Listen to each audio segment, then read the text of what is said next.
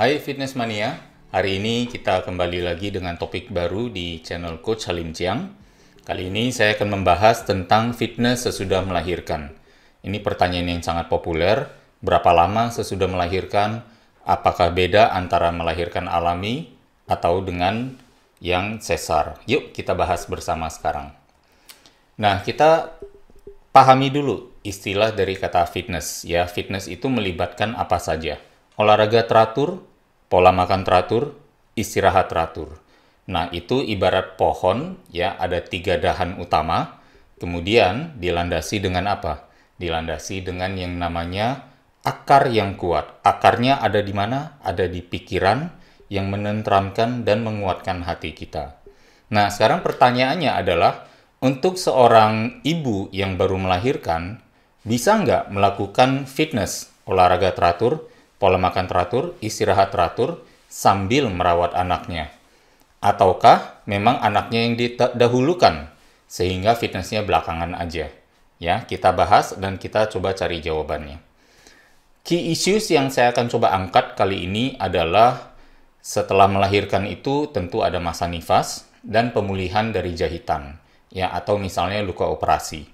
Kemudian juga ada hal tentang hormonal yang mungkin berubah dan berbeda yang membuat kita atau seorang ibu yang baru melahirkan mengalami mood swings, ya, kenaikan dan turunan mood, ya, yang akhirnya membuat mungkin segala hal menjadi lebih sulit. Bahkan menghadapi misalnya konon, ya, ada yang menghadapi depresi. Nah, kita akan bahas itu sedikit juga, dan kemudian tentunya jadwal dalam hal mengurus si bayi, ya. Untuk masa nifas dan pemulihan jahitan, kita ketahui bahwa sebenarnya umumnya 8-6 minggu masa nifas dan pemulihan masa jahitan itu sudah terjadi, ya, sudah pulih, ya. Tetapi menurut pakar medis bisa saja terjadi penambahan 4-8 minggu lagi supaya lebih pulih lagi untuk memastikan semuanya berjalan dengan baik, ya. Terutama pemulihan akibat sayatan operasi, terutama di sesar ataupun yang namanya C-section itu.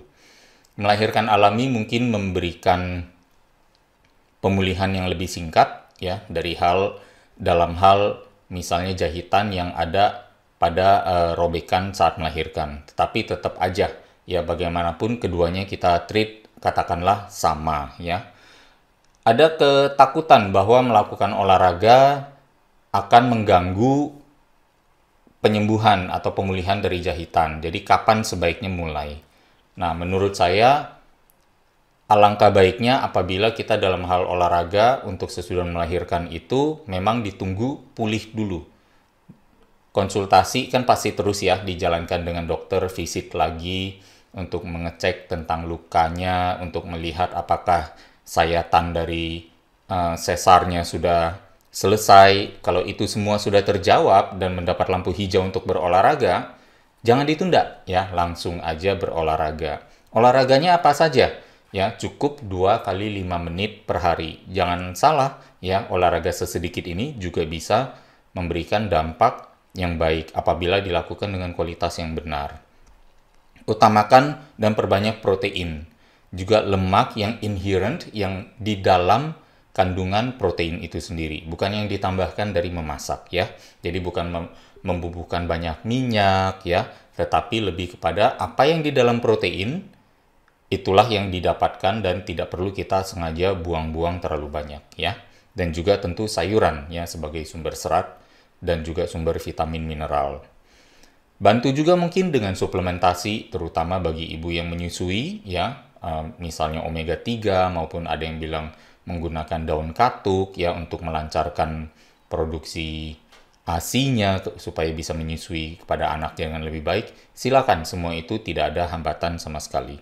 Kemudian planning, scheduling, dan spouse support. Nah, ini juga mungkin yang nanti akan saya ingatkan kembali.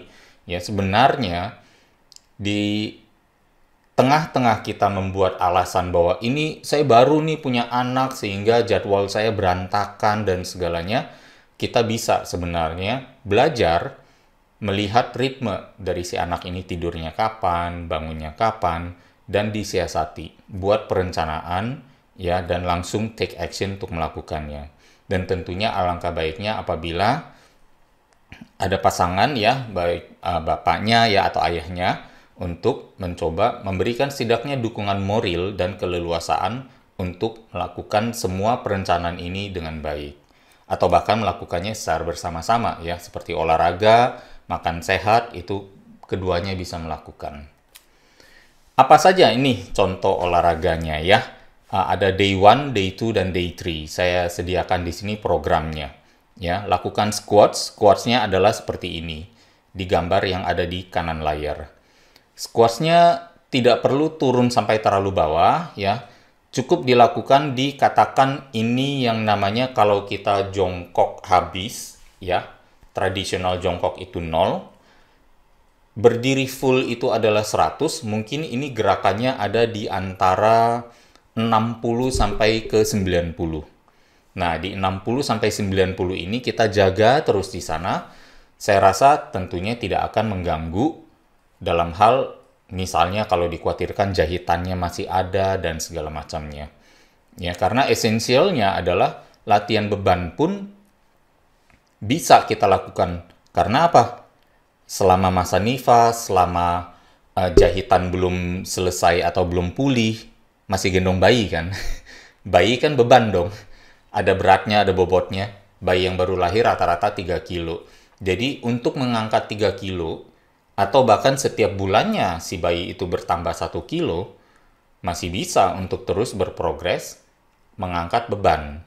Tapi memang perlu dijaga adalah ya supaya jangan jahitannya terganggu dan lain sebagainya. Makanya saya melibatkan misalnya latihan squats yang tidak sampai mengganggu di perut atau jahitan yang ada di bagian area reproduksi alami ya.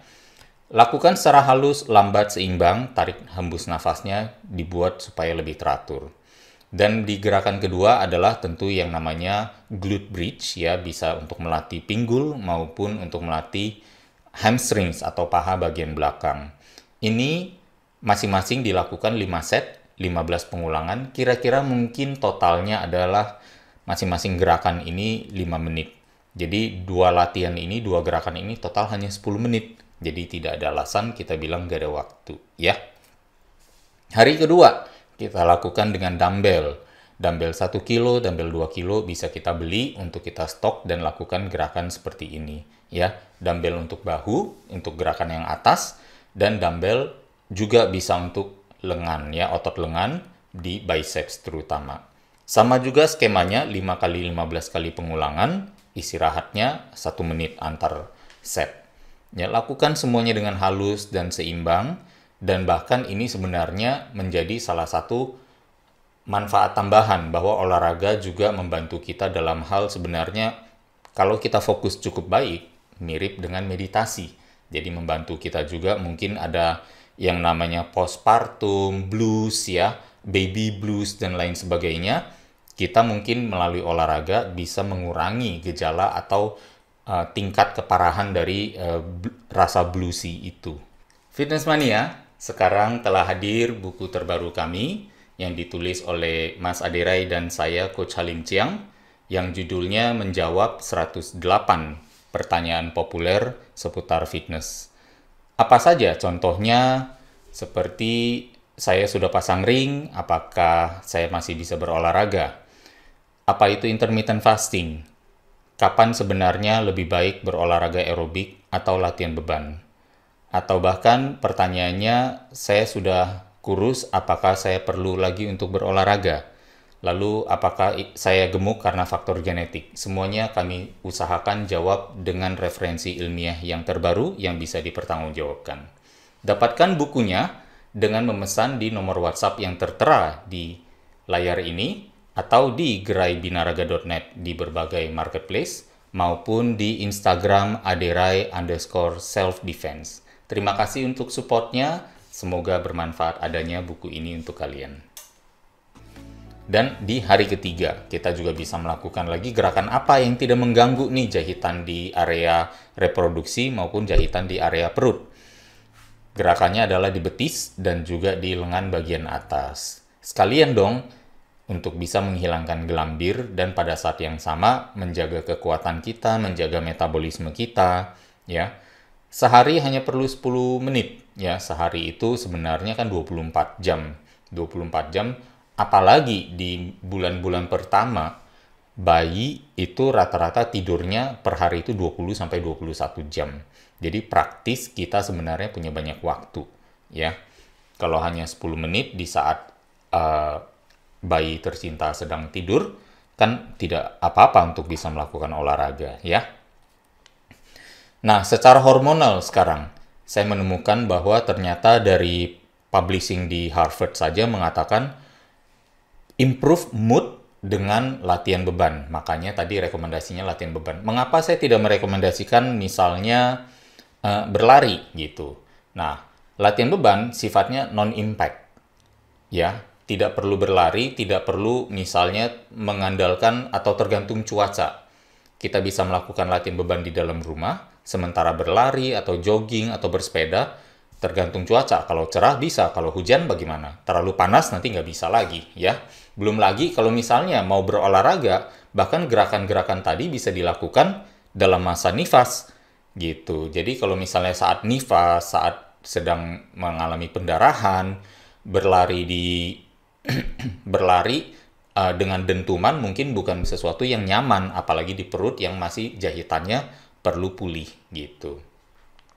Dan ternyata meditasi juga bisa membantu.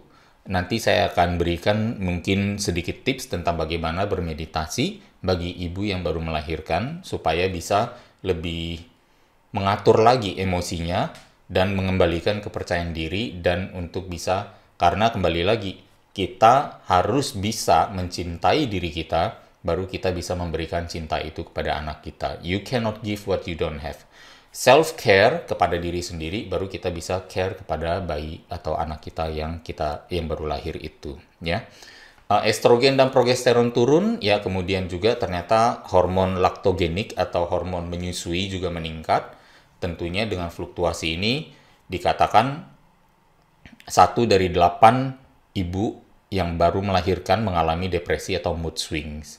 Nah, maksudnya justru jangan beralasan untuk tidak berolahraga. Itu yang malah akan menghambat kita dari menikmati mood yang lebih bagus, gitu ya. Hal-hal positif dari olahraga, mengatur pola makan, langsung kita bisa terapkan adalah satu jaminan, satu garansi bahwa kita bisa menjalankan peran parenting dengan lebih baik. Dan ini adalah tips meditasi yang bisa saya berikan, ya. Sebenarnya meditasi juga bersifat universal. Konsepnya hanyalah sebenarnya membuat kita pada satu periode waktu tertentu memiliki satu objek pikiran saja. Tidak perlu pikirannya warawiri ke depan, ke belakang, penuh kekhawatiran, penuh keresahan, kemarahan, rasa tidak percaya diri, dan lain sebagainya yang banyak dialami oleh ibu yang baru melahirkan. Nah, kita perlu meredam itu semua, karena semua kekhawatiran, racun, pikiran, dan toksisitas itu tidak membantu dalam membuat kualitas hidup yang lebih baik. Maka, salah satu caranya adalah dengan belajar melakukan kontrol pikiran kita. Tidak perlu kita paksakan, tapi kita coba lakukan. Menarik nafas, kita sebut I breathe in love. Ya, saya menarik nafas dan saya merasakan kasih. I breathe out, karena saya merasakan kasih, saya bisa memberikan perhatian atau care. Ya, bisa juga I breathe in strength. Saya menghirup kekuatan. Saya keluarnya adalah, saya waktu mengeluarkan nafas adalah dengan kekaluman, ya, atau ketenangan hati. Atau bahkan saya menghirup, ya, dan memahami bahwa segala sesuatu baik adanya, all is well.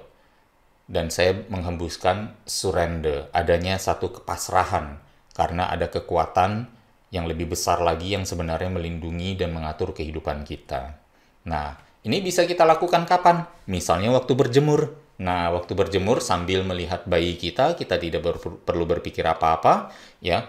Fokus perhatian pada bayi, fokus perhatian pada nafas, itu sudah cukup dan menjadi satu spiritual, ya kata yang populer sekarang ya, spiritual healing yang baik sekali, membangun koneksi juga dengan anak kita, dan sekaligus mempersiapkan kita untuk tidak cepat panik di masa-masa kita menjalankan atau menemani anak kita untuk tumbuh dalam tumbuh kembangnya. Nah, sekali lagi, planning, scheduling, and spouse support itu sangat-sangat penting. Spouse support dalam arti dukungan dari partner atau pasangan ya. Tetapi kalau memang tidak memilikinya pun tidak apa-apa ya, karena semuanya all is well kan. Tetapi yang saya ingin tekankan di sini adalah semua kebiasaan baik itu membuat kita lebih sehat, membuat kita lebih tenang, sehingga membuat kita bisa memberikan care atau perhatian atau perawatan kepada anak yang lebih optimal. Karena kalau kitanya sakit, kitanya kelelahan, kitanya moodnya jelek, bisa nggak kita menjalankan semuanya dengan kualitas yang baik? Nah, itu kan yang sulit. Bahkan, ya, kalau kita ada yang percaya, ibu yang lagi bete, yang lagi sedih, nggak percaya diri, dan penuh kewas-wasan, kualitas ASI-nya pun kurang bagus. Dan itu mungkin dirasakan juga oleh anaknya yang sedang meminum ASI-nya, gitu. Jadi, ini merupakan satu